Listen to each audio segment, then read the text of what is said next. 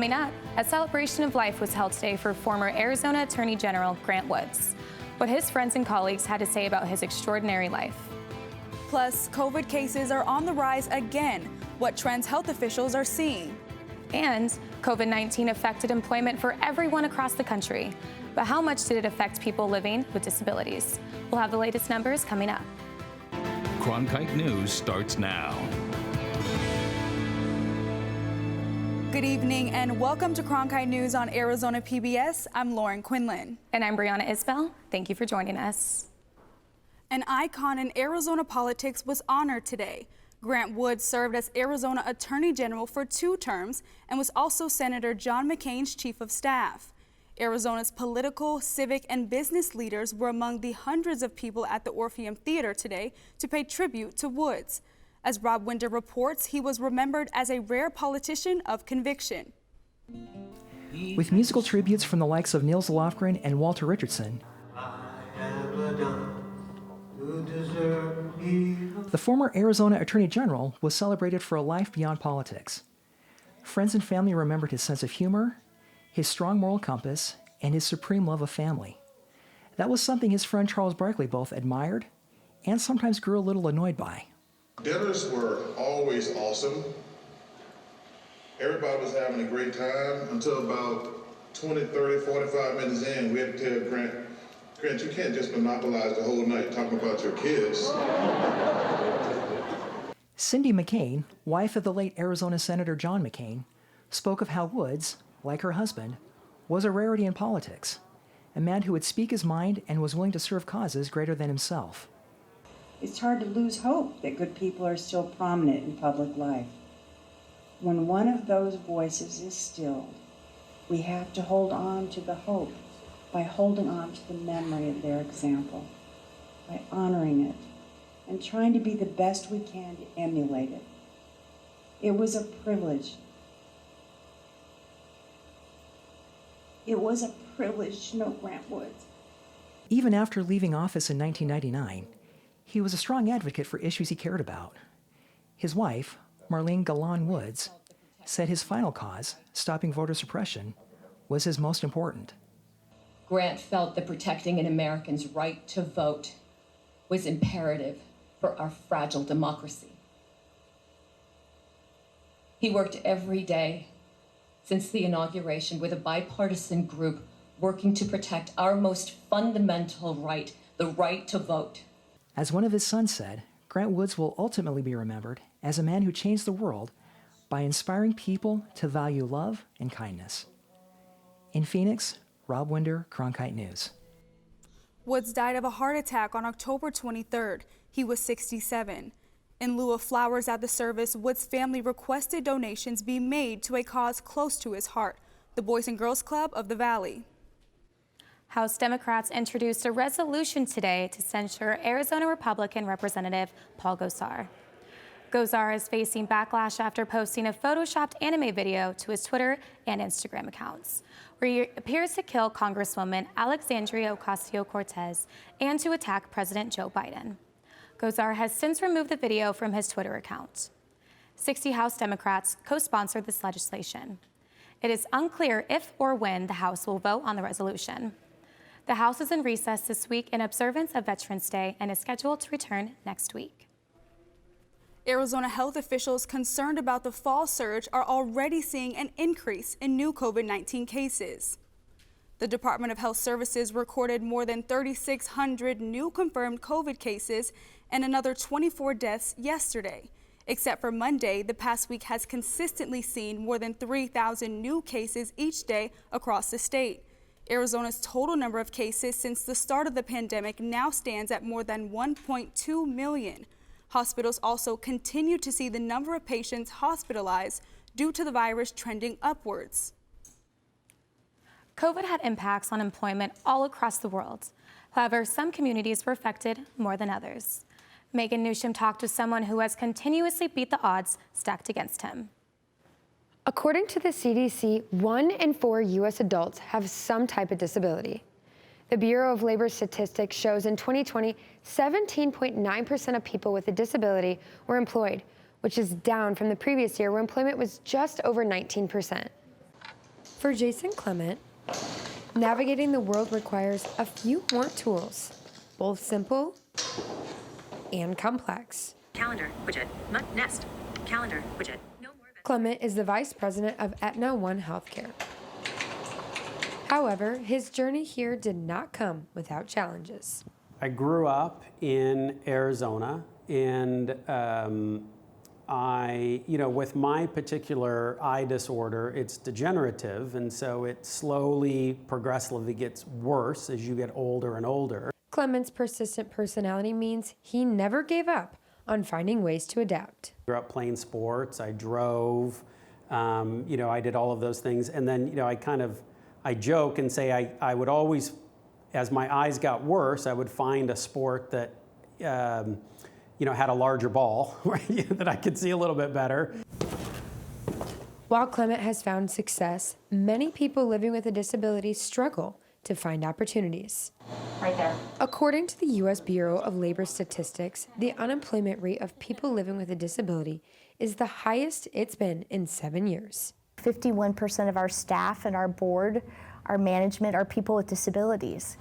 Ability 360 is an organization that provides programs for individuals with disabilities to help them become more independent. And that disability is a natural part of life, and there isn't a reason to feel ashamed. You have something to contribute, and your skills are needed in the workforce.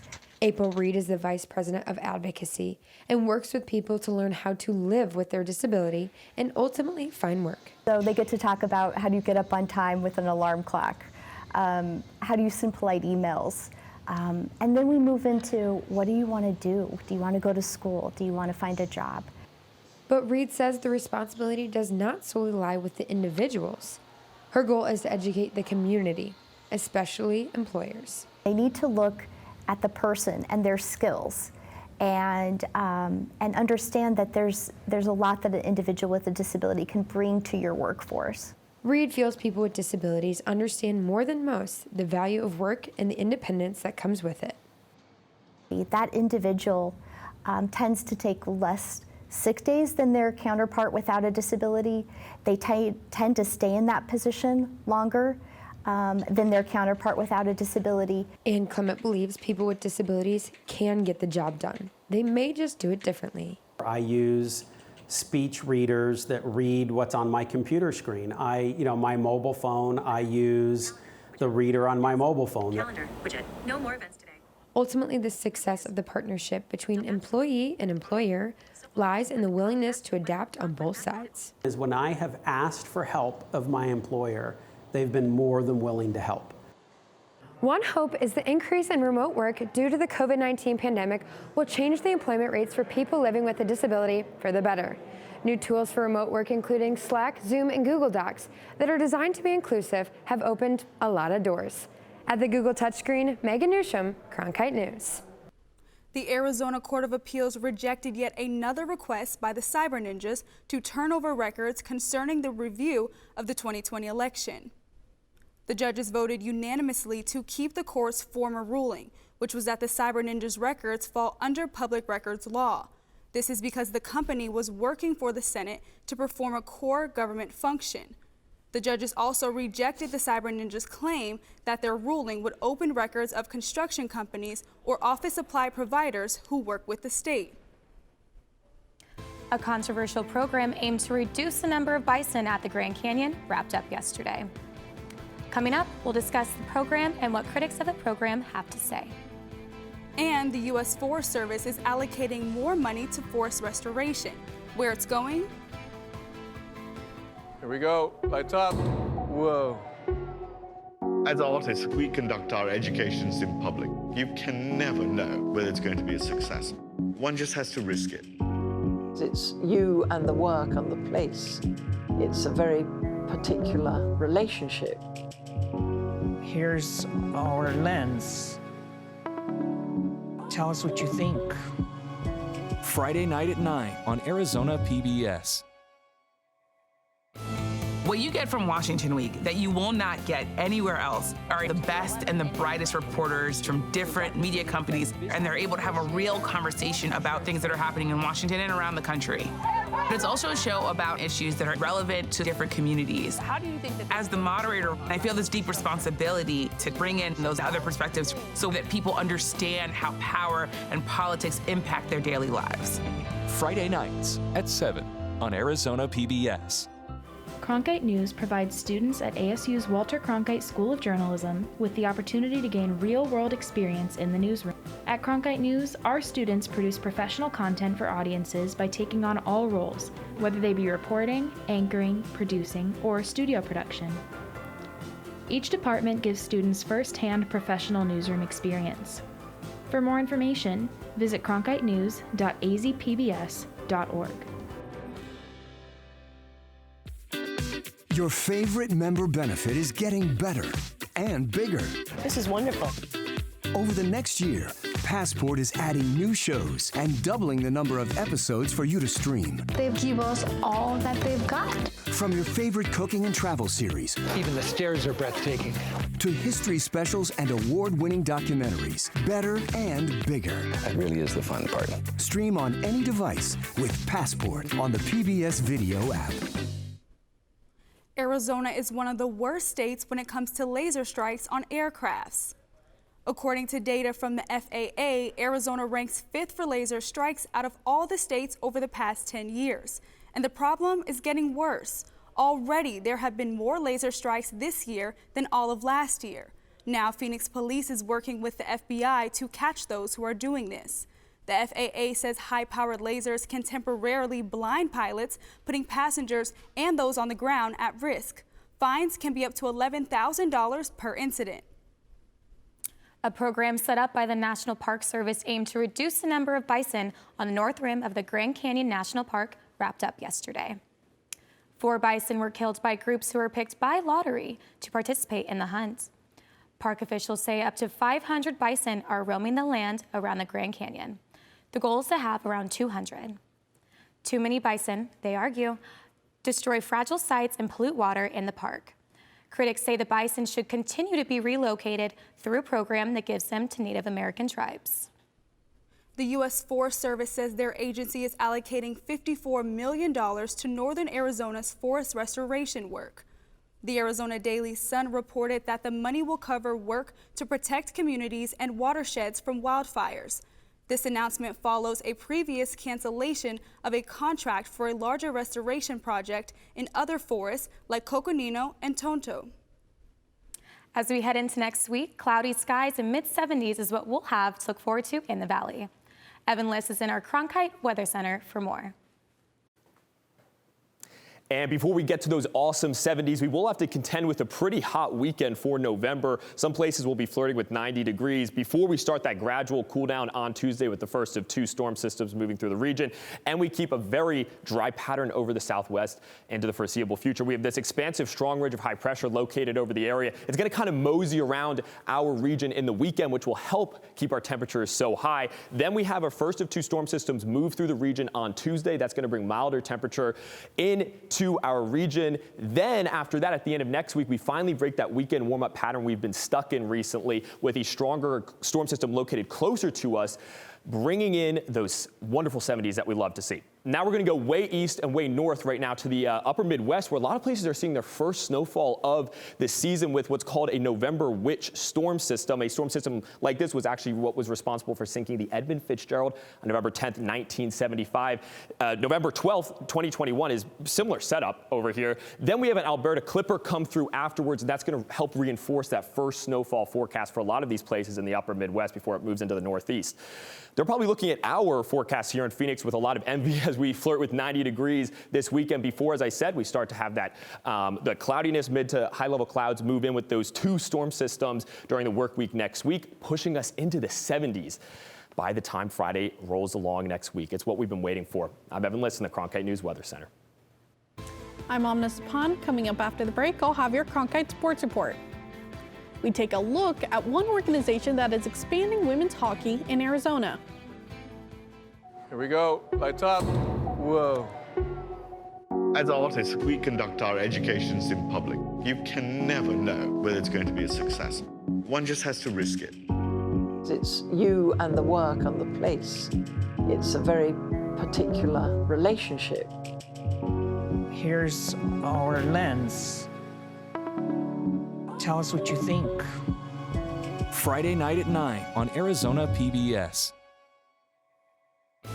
What you get from Washington Week that you will not get anywhere else are the best and the brightest reporters from different media companies, and they're able to have a real conversation about things that are happening in Washington and around the country. But it's also a show about issues that are relevant to different communities. How do you think that, as the moderator, I feel this deep responsibility to bring in those other perspectives so that people understand how power and politics impact their daily lives. Friday nights at 7 on Arizona PBS. Cronkite News provides students at ASU's Walter Cronkite School of Journalism with the opportunity to gain real-world experience in the newsroom. At Cronkite News, our students produce professional content for audiences by taking on all roles, whether they be reporting, anchoring, producing, or studio production. Each department gives students first-hand professional newsroom experience. For more information, visit cronkitenews.azpbs.org. Your favorite member benefit is getting better and bigger. This is wonderful. Over the next year, Passport is adding new shows and doubling the number of episodes for you to stream. They give us all that they've got. From your favorite cooking and travel series. Even the stairs are breathtaking. To history specials and award-winning documentaries. Better and bigger. That really is the fun part. Stream on any device with Passport on the PBS Video app.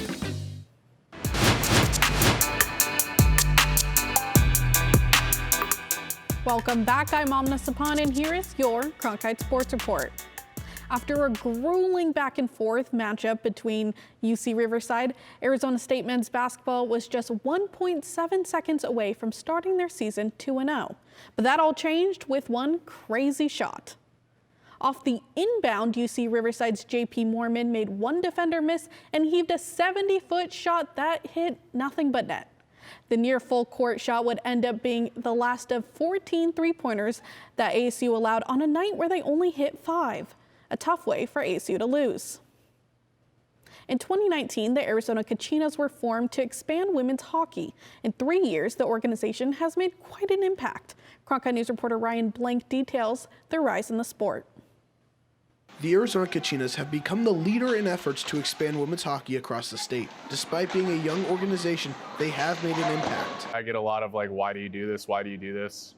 I do it because I want more girls to have the same happy place in hockey that I had as well. It means a lot to be able to provide that home where it's a family. In just 3 years, the number of teams in the Kachinas organization has nearly tripled. To go from having 30 girls in the entire state to now we have over 200 in our organization alone. We've built the pipeline from the bottom. We've created a program where we retain everybody at the top, and it's created something really special. It's honestly really amazing because it's an environment where girls can just play hockey and just be themselves, and you don't have to travel out of state to go play on some big elite team. Back in 2019, the organization was started to boost participation in the sport. The focus was to give girls a place to play without playing on boys' teams. The growth of girls hockey is kind of reliant on boys programs getting more girls in the game. There really was no true girls feeder. We had felt that if we created a girls association, that we would get all these girls who were playing hockey in Arizona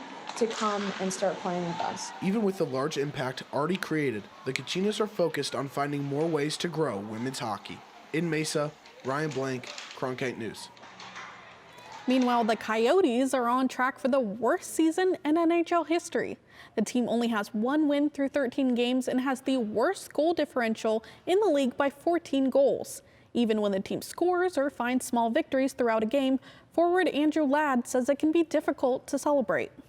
From a standpoint of being happy coming away from this, now I think it's, at this point we need to start stringing some wins together and I think we can deal with it if we're putting forward great efforts for the whole entire 60 minutes. But when we're getting half a game out of the group, I think it's that puts us back in the drawing board in terms of hey, where do we need to assess how we're preparing for games. And The The Cardinals host the Carolina Panthers on Sunday and try to keep their one-loss record intact. Kyler Murray is still a question mark to play, but the Panthers are for sure without their starting quarterback.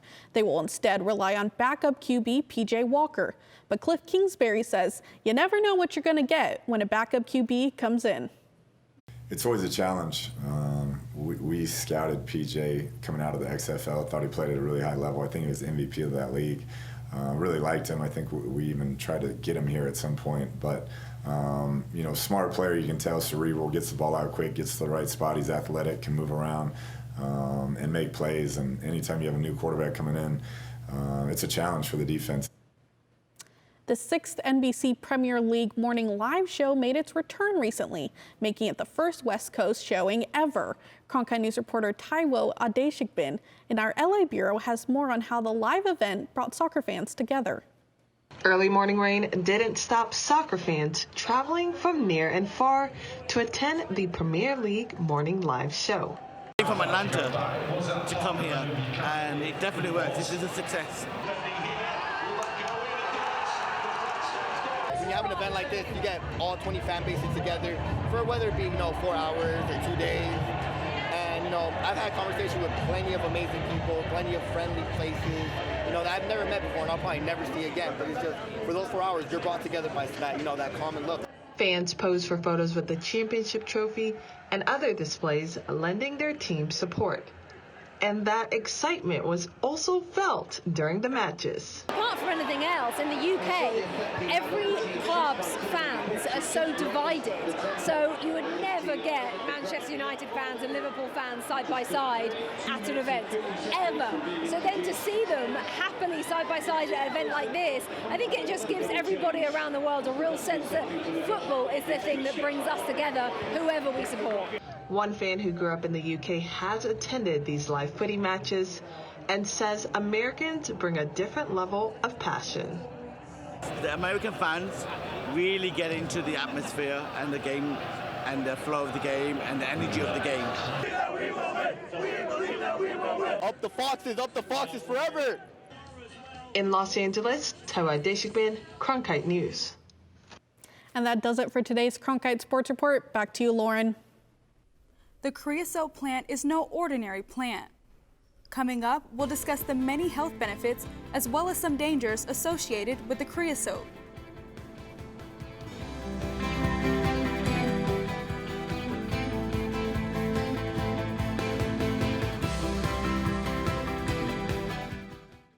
Passport is adding new shows and doubling the number of episodes for you to stream. For the first time ever, our most popular programs have been selected just for you. But there's so much more. Whether you like to travel, Wow.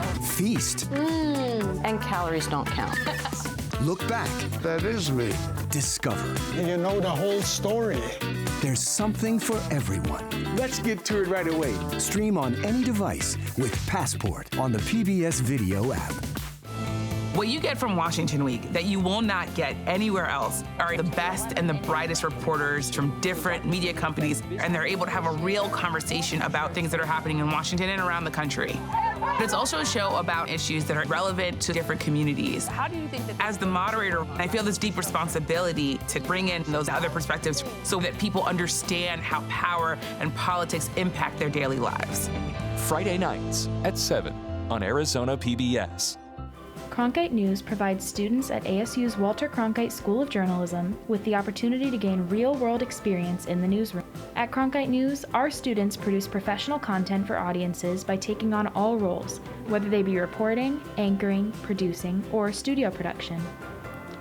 Each department gives students first-hand professional newsroom experience.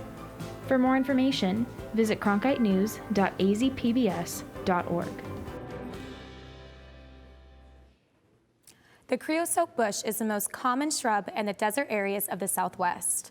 And it is more than just drought tolerant. Cronkite News reporter Nicole Long has more on why this plant is unique. You can spot this plant on the side of the road.